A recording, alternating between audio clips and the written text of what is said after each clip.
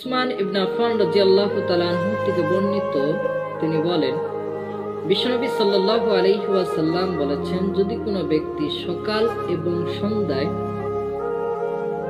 তিনবার করে এই দোয়াটা পড়ে, দোয়াটা হলো এই বিসমিল্লাহিল্লাযী লা ইয়াদুররু মা ইসমিহি শাইউন ফিল আরদি ওয়ালা ফিস সামা ওয়া হুয়াস সামিউল আলিম।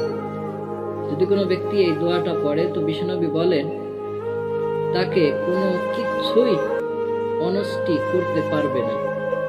এই হাদিসটা রয়েছে তিরমিজি শরীফের 3388 হাদিসের বর্ণনা।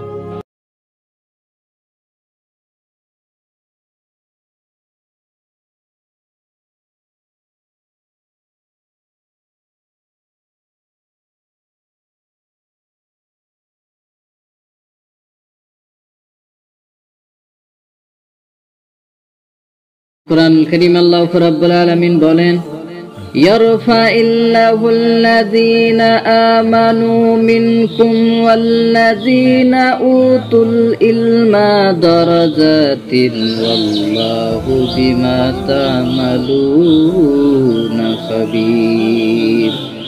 আল্লাহ রাব্বুল আলামিন বলেন, তোমরা ঈমান যারা নিয়ে এসেছো, যাদেরকে ইলম দেওয়া হয়েছে, অবশ্যই আমি আল্লাহ রাব্বুল আলামিন তাদের মর্যাদাকে বাড়িয়ে দেব।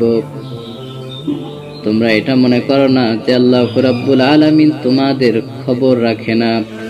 আল্লাহ রাব্বুল আলামিন তোমাদের সমস্ত কিছুর খবরই রাখেন।